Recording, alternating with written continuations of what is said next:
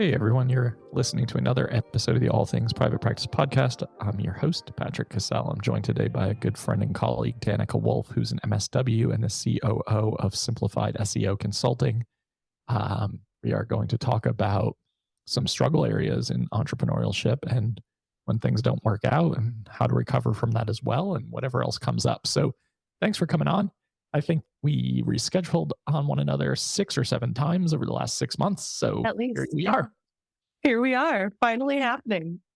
Did I miss anything from your bio? The things that I said I didn't want to read, or the things you want No, to share with the audience? Like, no, I think we're all a set. coffee lover and loves walks on the beach, and I was like, Right? I don't want Long walks this. on the beach. That's what I needed you to include, especially if they're in Spain, putting coffee together in New Orleans, wherever we need to be. That's true. Danica's come on a couple of our retreats and typically takes on the role of like the retreat mom, where it's like, hey, I'm going to help clean up. I'm going to help keep people quiet. I'm going to help people not get lost in the streets of Barcelona. All the Important. things. Those are Yeah. important roles, but I feel like, it's really, it fits nicely. And, I'm happy to take on that role whenever you need me. Need me to come to one like next week? Yeah, it makes sense. So tell us a little bit about who you are and why this topic feels important to talk about. Yeah. So, as you mentioned, I'm an MSW, but my path was sort of unconventional. So I went directly into grad school from undergrad. Actually chose my university because it had a 5-year program. I was like, all right, you can get your undergraduate and your graduate degree in social work in 5 years. And I was like, cool, I can start helping people faster. Of course, I assumed I would like go save the children and, do work in, community, either like foster care or something like that. But path shifted a little bit in undergrad, and I ended up really being drawn to the policy planning and administration side of things. So while I, as you said, have, very much the nurturing, the empathetic, most people in this world think that I'm a therapist. I have those traits and loved that sense, about myself. I do lean into that in a lot of ways. I realized relatively quickly that my skills were really more leadership oriented, leadership, strategic visioning, helping to either like elevate an organization or, get it back on the right track, whatever that might look like, which sounds like a lot to figure out when you're, 18 to 21. But through a whole series of experiences, that was made pretty clear. So I pivoted from clinical and went to that, policy planning and administration track, and really loved it. Ended up running an organization, an office on our campus for almost a decade. And that space, taught me so much. It was, very trauma focused. It was like our crisis intervention and advocacy center. Ended up, starting a lot of programs and initiatives with that were highly successful, kind of national models. And almost overnight, it's never overnight, right? But it seems like it. Shit hit the fan and things fell apart. Like I said, it was a lot of things that, kind of hit at once, but that role, that identity, I mean, it was my identity. I had become a mom. I had, done a lot of other things in life. I had even gone through training to be a full spectrum doula and started my own birth business while doing this role. But that I didn't realize was such a core piece of my identity until it was gone suddenly. And it was probably the biggest trauma I've ever had. And again, that includes a lot of things. But that was, something that was so identity shifting that I feel like I'm still, reeling from it years later, but it has informed the work I do now in such a way that I feel like I'm finally ready to, um, take those lessons and apply them moving forward in, mentorship, coaching, consulting, all of that. Um, and I've loved being able to do that in my current role. Yeah, thank you for sharing that. And I think like when this stuff happens unexpectedly, whether they're big traumas, little traumas, compounded, um, and identity gets rocked, it's really hard because you start questioning everything and you start questioning like, what is my purpose? Who am I? Like, was all of this just kind of a facade? Absolutely. Was anything that folks told me, during that time, I was encouraged. I was told, Danica, you're going to run the university someday. You just have to figure out like what your path is going to be. And 6 weeks later, it was that same person who was telling me, okay, well, this is what we have to do. And so you then question, was everything else a lie? Was any of that true? Right. And were the skill sets that prop me up into this position on this trajectory, were those not accurate? Were those embellished? Like, did I miss something? You start questioning yourself. Fact. Did I miss these red flags? Did I miss these signs, etc.? And then all of a sudden it's like, how can I even question, how can I even trust my decision making going forward? So Yeah. Let that's alone big. anybody else. And Yeah. yeah, exactly. And then when life is also happening simultaneously, right? Like, I know we're not being like very clear or specific about what you experienced. I kind of have an idea because you've told me personally, Yeah. but I know we also can't air it publicly. So all I know is that for those of you listening, like when you're like, oh man, something, I've had some major life Mhm. circumstances happen, and my identity has been rocked or shifted, and my whole self image has kind of been undone. Can you talk about how to pick up the pieces from there and how to move forward? Because I think we want to highlight the struggle on this podcast, but we want to highlight the resiliency too, because there's Exactly. resilience in your story. Absolutely. And that's what I think has become more clear, even since needing to reschedule, right? So being at some of the events over this past year, um, particularly yours, but um, has helped me feel more like I can step into my place in this field. Um, because, even being on Jen's podcast around this time last year, I don't know that I was as clear about the fact that I'm not a therapist, right? There's some imposter syndrome there, right? For sure. Um, and are, people going to still trust me and all of that. But I feel like I've actually kind of been able to own that a bit more, and, own those skills that I've developed, but also, cultivated in multiple careers, in, multiple places, including, um, what I would consider kind of my past life. And yeah, getting to lean into that a little bit more and have the reinsurance that everything builds.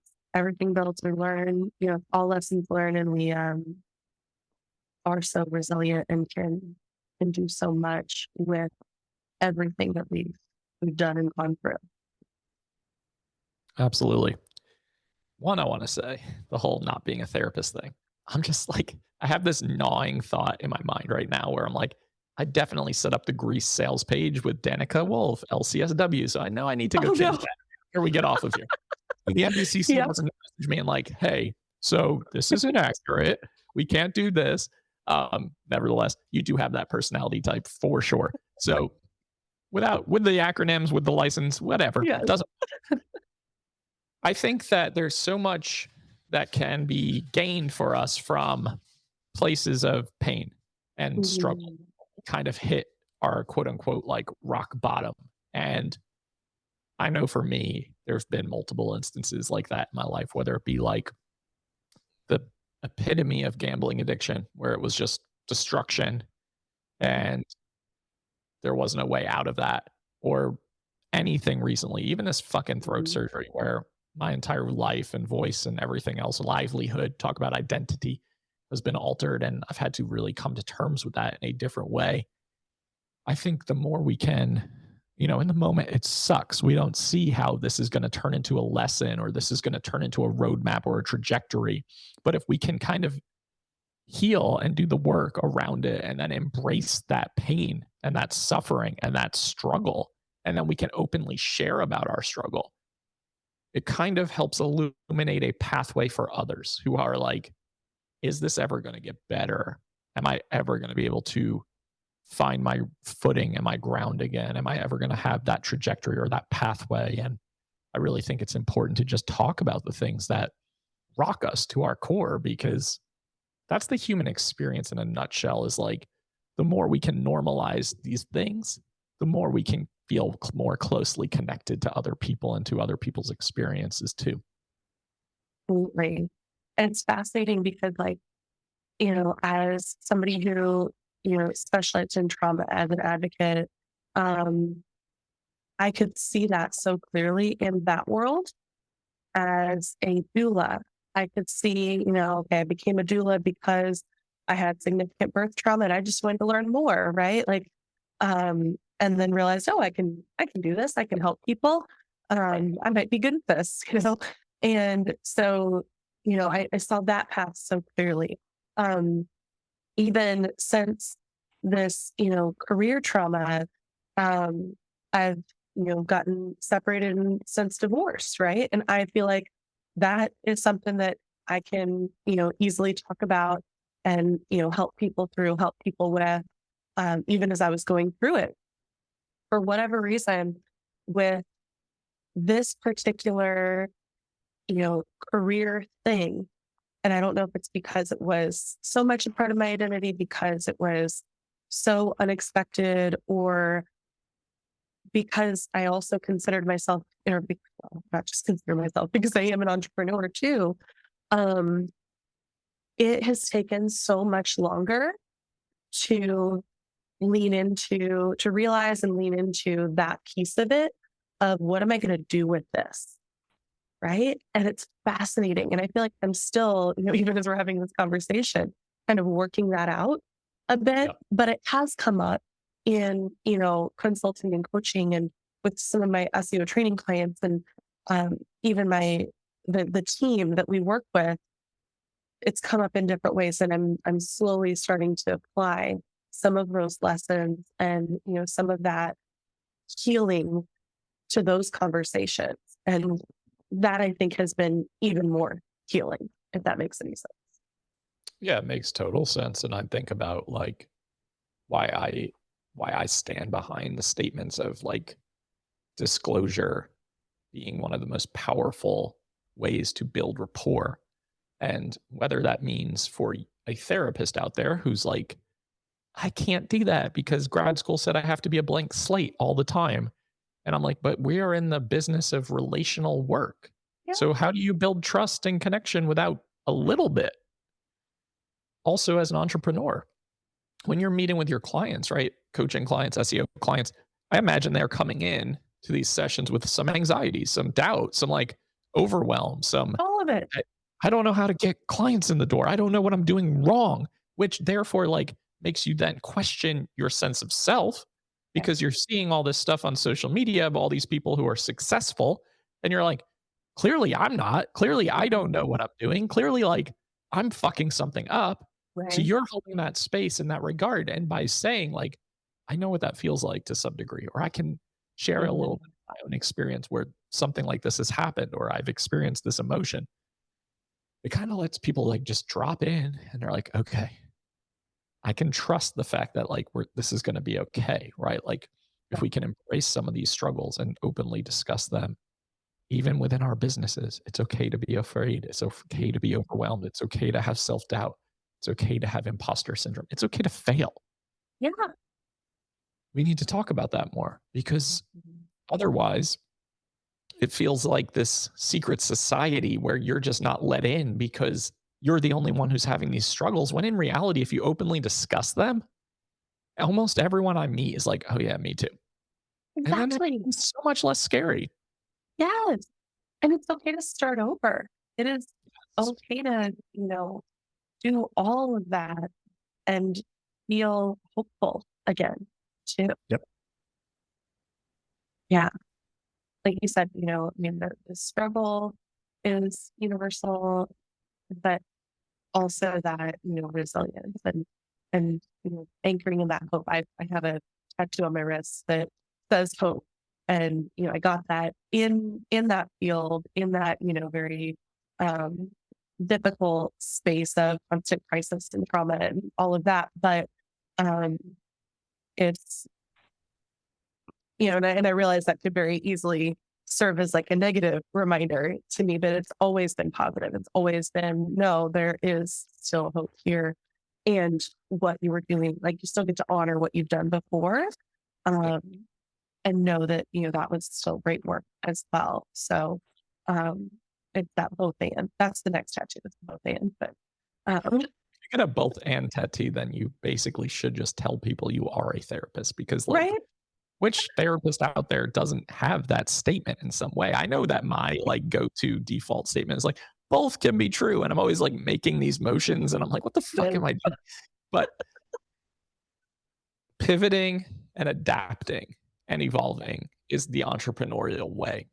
I don't know any successful small business owner who hasn't gone through hell and like hasn't gone through that moment where they're like, this is just not, everything's crumbling. Some have it more than others. Some have it like in less significant ways. But I do know that that is such a common theme of like, I personally, despite the successes I've had over the last 3 years, have this constant fear that the bottom's going to fall out, have this constant fear that like I'm going to fuck up or something's going to go wrong and awry and everything is just going to come crumbling down. There's no evidence for that, but you're it's right. irrational, but it exists.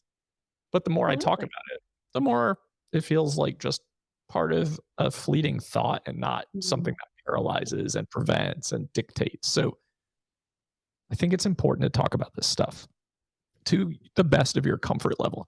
I'm really in like my sensory system is dysregulated because I'm like looking at pictures on my wall that are uneven and I'm like, Oh no. why the fuck are those so uneven? I need to fix them. I mean, Anyway, if you need to, go for it. into the process.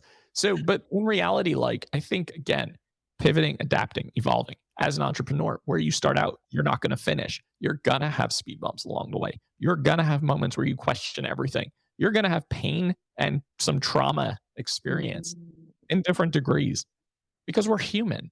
And that's just what human existence has and includes. And I think we can either take lessons from these things while also simultaneously understanding and admitting and acknowledging that they were hard and they were painful, Yeah, or we can say this thing destroys me, and I'm going to opt for the former every single time. right. Absolutely. And, you know, it's it's like with anything else, if we don't experience the bad, then we don't appreciate the good. But um, I think that with entrepreneurship, that's so much more real because it it takes a real specific kind of person to want to be an entrepreneur, to have that have that mindset, have that grit. And, I do think that there's an element in all of us of um,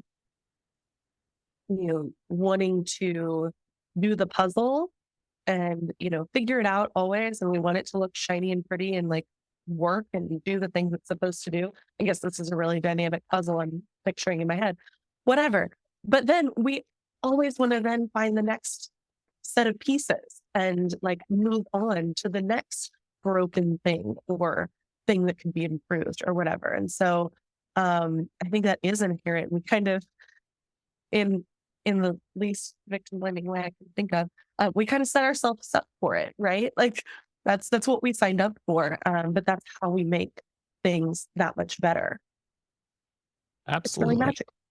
I think there is magic in the entrepreneurial process. And a lot of times we're trying to create something or place something into the world that we ourselves need or we see a need for. And I think that's so true when we're like trying to figure this puzzle out. And once it's finished, you're like, okay, that was hard. It was challenging. Maybe it was fulfilling. What's next? What's going to feel hard and challenging again and again? And it's kind of torturous in some ways, honestly, but I Yeah. probably wouldn't want to have it any other way because it's when I feel the most stimulated and the most creative is when I feel the most challenged in terms of like, how do I figure this out?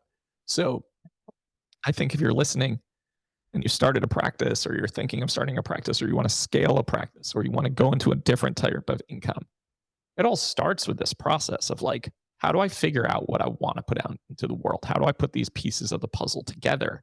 And a lot of the times it's going to be complicated at first. Like I know when I'm looking at instructions for something, I'm like, but once you get it down and you do it, you're like, okay, that honestly wasn't so bad. I could replicate that.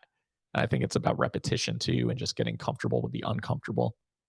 Absolutely. And that has so many, applications for both the, working on your business and, figuring out those systems, processes, whatever that means to um, establish, grow, scale, whatever. But also in that leadership capacity, that's something that we kind of planned on talking about. But I see that over and over again, like being able to figure out what drives the people you're working with, whether they're working for you, with you, whatever.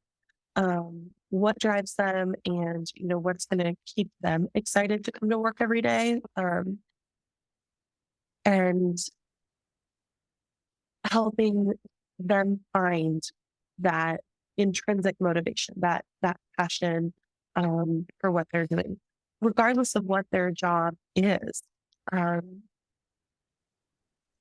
I know I kind of light up when I'm talking about that piece of things, but that's something that we've been really focused on in the last couple of years. Making sure that the right people are in the right roles, not just where we thought that where we thought we needed somebody. Again, there's both in there. You've got to have people doing the things that are necessary to move the business forward. But if the core is really coming from that place of excitement, passion, and service, then retention is going to be higher, and um, the overall health and growth potential for the business is going to be much um, more stable. And I think it's a constant reevaluation process too, because it's not like a set it and forget it when you're in a leadership role. It's not like sometimes it does feel like I think people feel like their leadership style is like, well, it's a sinking ship, so we're going to plug the holes. And it's Right. like, well, okay, in the short term, sure, let's keep ourselves afloat. However, there has to be intentionality, there has to be accountability, there has to be room for feedback and new ideas. We have to constantly reevaluate what's working and what's not working. So I think for those of us whose minds are constantly going, like my own, and I think like yours and a lot of people, Absolutely mine. Yes. it means that you are constantly analyzing and evaluating and reevaluating. And although that can sometimes be overwhelming as an internal process, it actually helps quite a bit externally because it just means that you're seeing things through a completely different lens and a different perspective. And I think that's what makes really good entrepreneurs good at what they do, because it's also the ability to let things go when they've kind of come to an end. So I think that's important too. Um, Now, let's pivot a little bit and talk Yeah. briefly about how all of this experience has supported you in your journey in terms of like helping therapists with their SEO or search engine optimization. For those of you who don't know what that scary word means, um, because you're helping helpers get found, right? Like you're helping helpers Absolutely. be visible, you're ensuring that clients can find them so they can get the help that they need. And you're doing something that a lot of therapists just simply cannot comprehend because it's like a foreign language in a lot of ways. So tell me a little bit about, you know, how your pathway ends up here in terms of what you're doing. Yeah. Um, total accident. I basically planned on never working for someone else again. Um, right. Yeah. So, that sort of with trauma response, as we know, of running and being like, okay, well, how am I never gonna get hurt again? I'm not gonna trust somebody to, be in charge of my professional career again. Um, but and leaned into the birth business, all of that. But I heard that my friend Jessica from undergrad had her accidental side hustle that had taken off, and she needed some help. So I applied. You know, she had her own experience of like seeing my name and being like, I don't know, I'd let her tell it, but um, we decided it would be a good fit. And um, the plan was that I was going to work about 10 hours a week, super part time, while building the birth business and learning the skill to quote, help her out. Um, and that I would take what I learned and build my little birth empire. Um, Fast forward a little bit, life happens. I mentioned the separation, the divorce. That was about a month after starting to work for Jessica. So I called her and said, "Hey, everything just fell apart again." And she was also eyes wide open about what had happened with me before. So again, I won't go into specifics, but she was intimately aware of what had gone down. So I felt safer to quote work for her. Um, in that regard because I didn't have to open up about this whole thing about the past. So yeah, I said, "Hey, I'm going to need some more hours. I'm trying to now do the single mom thing." And that was fall of 2019, and then a few months later the pandemic hit. And therapists were um, forced to go online if they were still practicing at all. And Jessica, being the innovator she is, um, kind of saw what was needed immediately. And we were in a position to help folks make that pivot as entrepreneurs have to do. And that really ramped up the work that she and I were doing, and the other members of the team at the time, and we were able to hire. And so um, all that said, what I hope folks are hearing there is it was, sort of out of necessity um, and circumstance, but we were growing with our clients as well. And so when I'm working with folks now, whether it's in the done for you capacity or training, that's where I'm doing most of my client work now. Um, our goal is to get folks in front of their most ideal clients so that they're doing the work that they're best at and most want to do. I don't want people to just get inundated with everybody looking for quote therapy near me and or therapists near me, because not all of those searchers are right for you and you're not right for them. Sorry, y'all. Right. Tough love there. Well, But it's true. And absolutely. that's a recipe for burnout. You know, Yeah. I want you to want to get out of bed in the morning. I don't want you to dread your caseload. And so what we've done is, been able to um, really craft a proven process for that. Again, however folks need to engage with their SEO. But the thing that I'll say, because you mentioned how scary it is for folks, is we don't work with dummies. Y'all are brilliant, right? Like you got to this point of becoming a practitioner, owning a practice, whatever that looks like. And so if learning SEO or putting the pieces in place to turn it over to somebody else is something you want to do, you can. We can help with that in a way that I think, whatever, I'll just say it, other marketing agencies, other practitioners, other folks in the field are afraid to do, because we're willing to say, like, yeah, I'll teach you how to do it, and then you're not going to need me. Right. Right. Um, but that's true. There are plenty of, just like there are plenty of people doing therapy, there are plenty of therapists to help. And we're not afraid to say, this is something either you can do or you can have us do for this short-term time limited thing. Now, it's not super short term. I want to be clear. It's a long game, but in the grand scheme of building a business and your overall marketing strategy, that intensive work doesn't have to happen forever. Right.